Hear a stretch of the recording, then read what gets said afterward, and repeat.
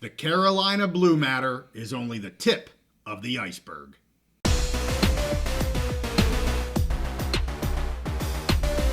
Conference realignment and the politics of big-time college sports are always in the news.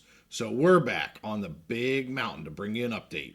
Hey, welcome back to the mountain. I am JY, and this is my good friend Steve. We have been talking about UNC and the politics within that state playing a massive role with the Tar Heels and potential conference realignment. It appears here, Steve, that the politics within the UNC System of Governors and the UNC Chapel Hill Trustees runs very, very deep, very far-reaching. We talked about that on our last episode here last week regarding the new athletic article that came out in regard to this Carolina Blue matter and the fact that the system president, Hans, has again reminded the UNC trustees to stay in their lane and has even taken away some of their controls and, as you say, redefined their lane, at least for now. We'll see if that changes.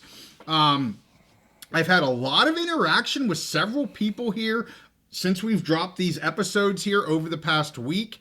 And the politics here, the internal struggle is very real. It runs very deep. I speculated here last week that it appears that the system president here is reminding and enforcing the role of the trustees here for UNC Chapel Hill. They're here to support the trustees, support and advise the chancellor of the university.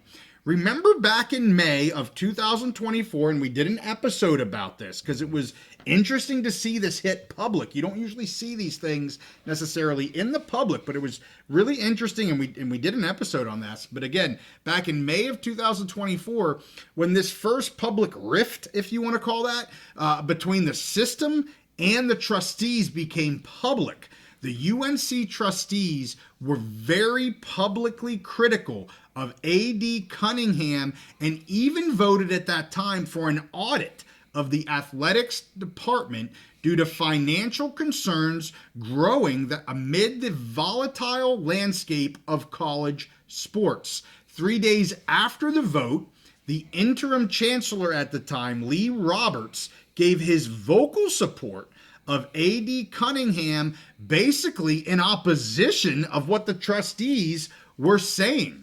At the time, Roberts said, quote, "I would just add that our athletic director is one of the most senior, well-respected, admired athletic directors in the country. He has broad respect from his peers, and we don't have a more capable, more experienced, more talented senior administrator here at UNC." It was clear that tensions were brewing, tensions were rising, and shortly later, a lawsuit actually came up where there was a violation of the Sunshine Law that was, this lawsuit was put against UNC and the UNC trustees, that they weren't following sunshine laws.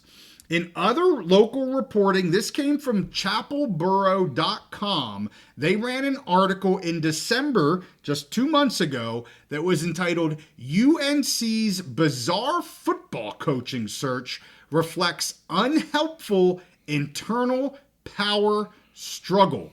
As discussed in this article from chapelborough.com, UNC's search for a head football coach has been unconventional overall, and one that has made it very difficult for the university's athletic director, Butter Cunningham, to do his job. "There are multiple cooks in the kitchen," said one long-term agent. "It's not always clear who's in charge.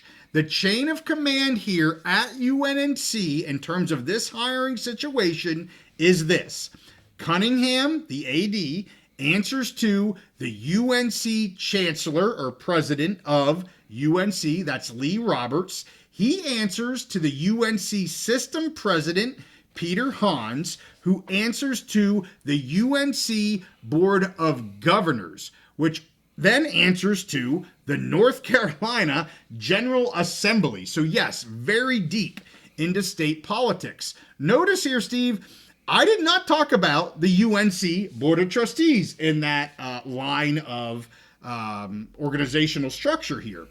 The Board of Trustees was not listed in this chain of organizational structure. The trustees primarily serve, again, in an advisory capacity, and it certainly has no official duties related to contracting or negotiating with coaching candidates.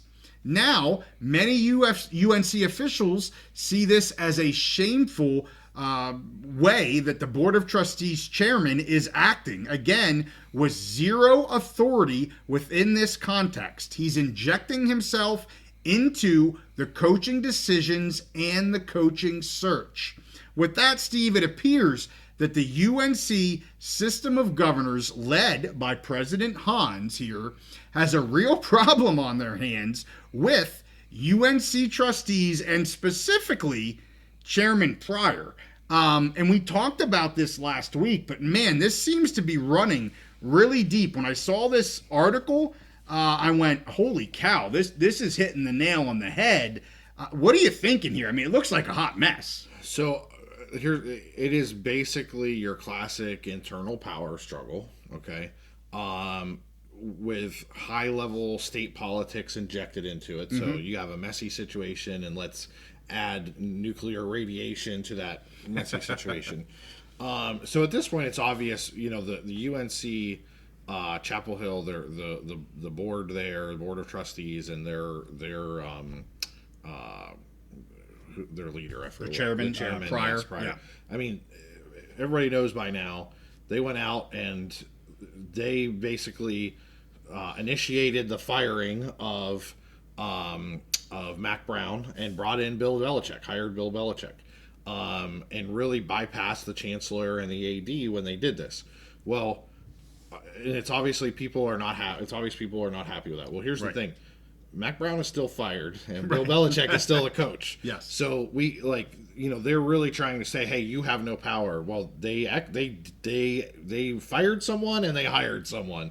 So obviously they had some kind of power, but people are mad that they exercise that power, that there's not a true definition of it when you look at the chain of command. So now it's the fallout of that. And to me, the reason everyone's trying to get their ducks in a row now, because they did this in hiring a coach. The governors, the system of governors, UNC, they want to make sure they don't try and do this again when it's time to look at realignment and where they're going to go. And they're reminding the trustees that they're not the ultimate decision makers. That power is invested in the UNC system, who has invested that power in the Chancellor. So it's a big power struggle. Again, if they really wanted to show, hey, you don't have the power to do this, they could have, basically taken Bill Belichick's contract and said it's null and void. You didn't have the power to do this. True. This didn't happen, and reverse it. They didn't do that because obviously it was a good decision to bring in Bill Belichick. Ultimately, to get rid of Mac Brown, move forward to Bill Belichick was the best decision, and it's going to work out for the school, at least in the short term. It's getting them more recruits, more publicity, probably more revenue, and all that kind of stuff. But to me, this is all about the next time. It isn't about this particular decision. It's setting the tone for next time these big decisions are going to be made.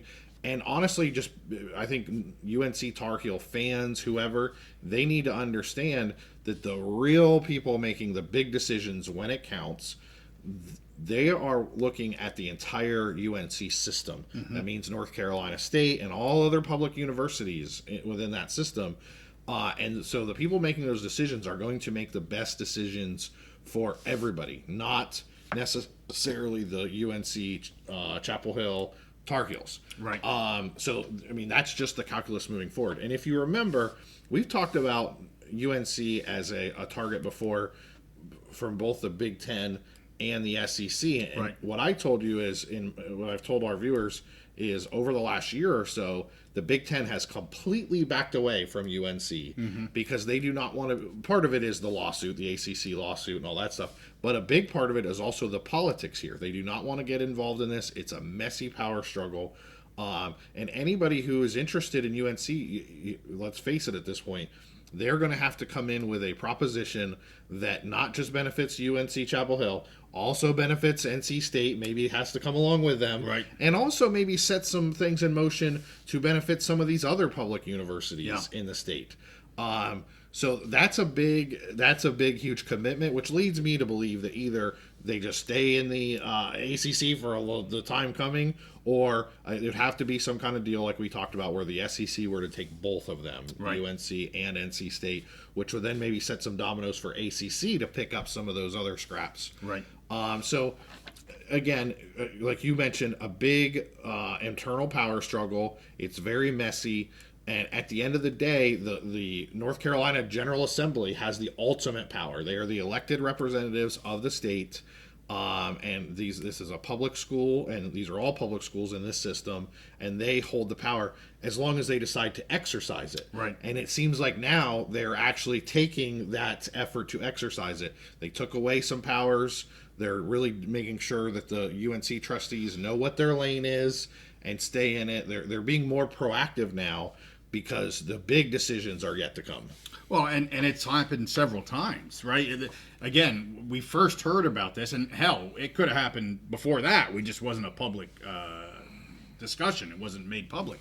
But in May of last year was the first go around. And really, it gets back to what I had said on the last episode, where I kind of speculated, wow, are the trustees kind of like, both the AD and the Chancellor maybe aren't a huge fan of some of the trustees either because they're overstepping their bounds. I think this reporting clearly shows that the trustees are in some ways, and it depends on who you want to talk to, are overstepping their bounds, doing the roles of, and maybe pushing too hard of the AD and of the Chancellor. Again, as I said, Cunningham answers to the Chancellor, who answers to the system president. And, depending on where the trustees are trying to infiltrate themselves and get overly involved, I kind of speculated on that. Maybe that's happening. I think with this reporting, from what I read, it looks like it has been happening. And the system president is like, man, we tried once in May. Now we're trying again in December. And again, back to what you've said, they're redefining the lane because, man, it almost looks like, and I'm maybe hearing one side of the story, but, man, they're just not getting it. That's what I'm getting at. Well, this. then that could be, but it also could be people allowed the status quo to go on for a long time. Like, this was never a problem. True. Until a year ago when it didn't become a problem until North Carolina State was threatened with UNC leaving.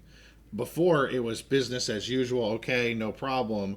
So to me, I don't know if anything really changed other than the fact of the system governors realized, oh crap, if we let UNC Chapel Hill do what they want to do, right, NC State might get hung out to dry. Right. So now we want to get involved in your business. We didn't really care about monitoring your business too much earlier. So it could be that. And it could be a combination of those things. Mm-hmm. And I do also want to point out, the UNC trustees are saying their athletic department is in really bad financial shape. It is. There's a lot of evidence that it really is in bad financial shape, and a big reason for that is because of being in the ACC, having that lower media contract compared to their peers and their competitors. They are, and there's a lot of schools around the country that are in that bad financial shape, and why those schools are trying to move from the smaller conferences to the Big Ten and to the SEC to get more revenue to fix their. So it's one of those things where I think both sides can be right at the same time. Yeah. The UNC trustees, I think, are right in saying, hey, we're in a tough spot, and we saw that in that there was the reporting of UNC figured out we need to get out of here because it's hurting our financial situation. Yeah. But at the same time, so they could be right in that manner, but the system board of governors can be right in saying, I know you're having trouble. However, you're not the only, we have the power, and we're not going to let you slip out the door and fix your situation if it screws everybody else. Right. So I think it's a case where both sides might have, trying to do things the right way for who they are responsible for, and there's a conflict there. But ultimately, the power is going to lie, as you broke down very well, in it goes from the North Carolina General Assembly on down. Yep. And when the rubber meets the road and they have to enforce that, they have the power to do it. And I think that's a great end to this episode. The UNC Board of Governors, that's the statewide Board of Governors, along with the General Assembly, they call the shots. Yep. The trustees don't. I mean, they can advise, they can talk, work behind the scenes, but ultimately the shot callers here are the Board of Governors and the General Assembly. That is the peak of the iceberg here for North Carolina state politics. And again, we're going to stay on this. I'm really anxious to see if this athletic reporting in terms of the Carolina Blue matter doesn't push the Board of Governors to possibly do even more if they were unaware of some of this reporting. We'll stay on this. We thank you guys for watching. Make sure you like this episode, subscribe if you like our content. We'll see you next time on The Big Mountain.